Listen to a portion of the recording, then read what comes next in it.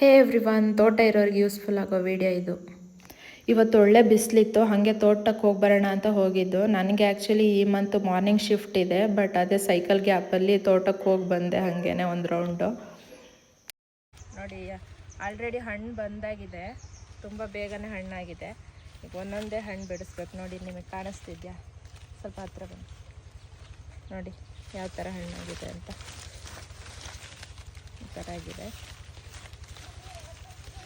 Butter fruit ಗಿಡ ನೋಡಿ, ಇಲ್ಲಿ ಫಸ್ಟ್ ಟೈಮ್ ಹೂವಾಗಿರೋದು. ಇದೊಂದು 3 ವರ್ಷ ಆಗಿತ್ತು ಹಾಕಿ.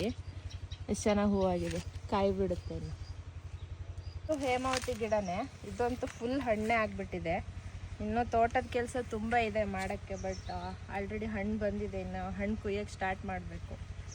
ಒಂದು ಪಚ್ಚಬಾಳೆ ಹಣ್ಣು ನೋಡಿ ಯಾವ ಥರ ಬಿಟ್ಟಿದೆ. ಇದಿನ್ನೂ ತುಂಬ ದಿನ ಬೇಕು, ಇನ್ನು ಚಿಕ್ಕದಿದು. ಕರಿಮೆಣಸಿನ ಗಿಡ ನೋಡಿ ಇಷ್ಟು ದಪ್ಪ ಆಗಿದೆ. ಕೆಲವೊಂದು ಇವಾಗ ಬಿಟ್ಟಿದೆ, ಬಟ್ ಇದೇ ನಿಲ್ಲಲ್ಲ. ಇದಿದೆಯಲ್ಲ, ಇದರಲ್ಲಿ ನಾವು ಟಾಪ್ ಶೂಟ್ ಮಾಡ್ಬೋದು ಗಿಡಗಳು. ನಿಮ್ಗೆ ಕಾಣಿಸ್ತಿದ್ಯಾ ನೋಡಿ ಇಲ್ಲಿ. ಇದು ನೆಕ್ಸ್ಟ್ ಇಯರಿಗೆ ನಿಮಗೆ ನರ್ಸರಿಲಿ ಸಿಗುತ್ತೆ. TR11 ರೋಬಸ್ಟ ಬ್ರೀಡ್ ಇದು. ಇದನ್ನು ಟ್ರಯಲ್ ಬೆಳೆದಿದ್ದಾರೆ ನೋಡಿ. ನನ್ನ ಕಸಿನ್ ತರಿಸಿದ್ದೆ, ನಾವು ಸ್ವಲ್ಪ ಟ್ರಯಲ್ಗೆ ಅಂತ ಹೇಳಿ ತರಿಸಿದ್ದೀವಿ. ಒಂದು ಟ್ರಯಲ್ ನೋಡೋಣ ಅಂತ. ಇದು ಕೋಕೋಪಿಟ್ ಹಾಕಿ ಬೆಳೆದಿದ್ದಾರೆ. ರೂಟ್ಸ್ ನೋಡಿ ಎಷ್ಟು ಚೆನ್ನಾಗಿ ಬಂದಿದೆ ಅಂತ. ನೆಕ್ಸ್ಟ್ ಇಯರಿಂದ ನಾವು ಇದೇ ಥರ ಮಾಡೋಣ ಅಂತ ಇದ್ದೀವಿ.